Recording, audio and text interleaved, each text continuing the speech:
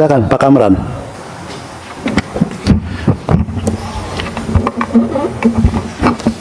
Terima kasih. Assalamualaikum warahmatullahi wabarakatuh. Shalom pimpinan yang saya hormati dari Kementerian PAN-RB, BKN, dan KSN. Pertama tentu apresiasi ya, seluruh anggota ini mengapresiasi karena serapan anggaran dari Kementerian PAN-RB ini di atas 98 ya, ada lebihnya. Kemudian KSN juga 97, sekian, BKN 95, sekian. Pada prinsipnya hal ini kita pandang sebagai sesuatu yang sifatnya positif. Namun demikian ada beberapa hal yang perlu kami tanyakan ya terkait dengan pelaksanaan khususnya untuk BKN ini, penerimaan P3K dan ASN tahun lalu.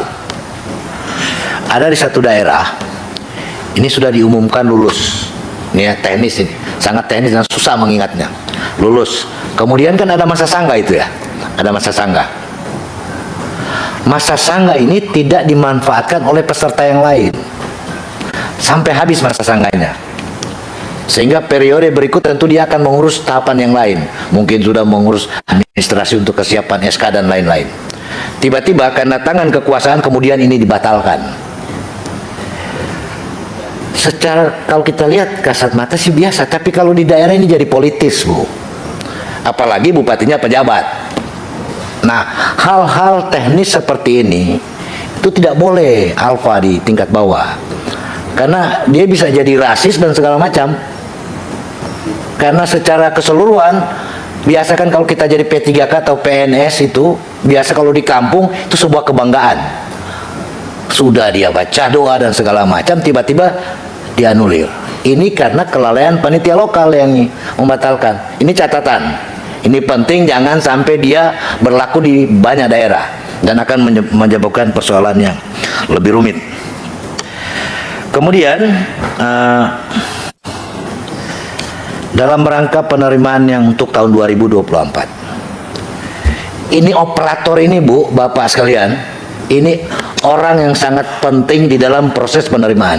Dia bisa merubah data Dapodik yang tadinya Dapodik kemudian diganti dengan orang baru. Bisa itu dilakukan. Nah, ini penguasa di daerah boleh melakukan itu, Bu, Bapak. Nah, jangan sampai terjadi.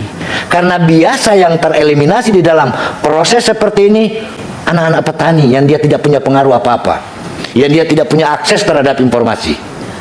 Oleh sebab itu kita jangan zolim untuk urusan begini-begini. Ini banyak. Saya ini pernah anggota DPR Kabupaten Kota, Bu, Bapak sekalian. Jadi saya tahu praktek seperti apa yang dilaksanakan pada saat penerimaan. Orang dia jualan di pasar, tiba-tiba dia terangkat. Dia bukan orang yang secara langsung jadi honorer di sebuah instansi, tiba-tiba dia jadi pegawai. Karena faktor kuasa di tingkat kabupaten kota. Ini tidak boleh terjadi.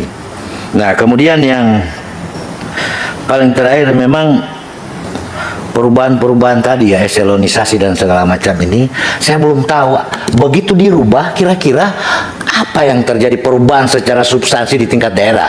Katakanlah misalnya jadi WTP atau dari disclaimer kemudian dia jadi WDP meningkat. Sebenarnya apa sih perubahan yang signifikan yang terbaca akibat perubahan sistem seperti ini?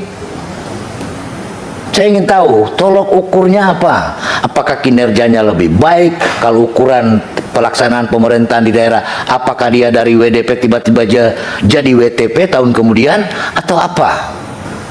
Nah, ini semua penting karena kadang-kadang ya namanya juga ASN di kabupaten kan kalau sudah jadi eselon 3 kemudian dapat jabatan itu kan ya ada nilai lah di dalam keluarga. Tiba-tiba dia karena perubahan dia tidak dapat jabatan apa-apa. Kendaraan plat merah kebanggaan juga itu kalau di daerah pakai plat merah, waduh, tiba-tiba hilang karena perubahan ini. Nah, ini menjadi penting. Maksud Komisi 2, jangan kita merubah sesuatu yang juga efeknya juga tidak dominan, tapi merubah secara dari semua faktor sosialnya berubah. Sementara apa yang diinginkan itu juga tidak dicapai dengan baik. Nah, ini penting agar kemudian sistem ini tidak berubah setiap saat. Kemudian memang KSN ini agak rumit juga nih Kang Ketua, harus dipikirkan. Ini mau pilkada, itu sudah mulai sekdanya sama camat udah mulai manggil nih hari ini. Nah kalau gawangnya nggak ada gimana? Itu problem. 514 kabupaten kota pilkada, semua PNS akan dia secara otomatis terlibat. Kita tidak perlu tutup-tutupi barang ini, karena itu. Nah kalau penjaga gawang moralnya ini nggak ada, itu problem. Sehingga mungkin ini sudah pasti jadi bagian dari kesimpulan untuk caranya diapakan kira-kira. Mungkin itu. Terima kasih. Assalamualaikum warahmatullahi wabarakatuh.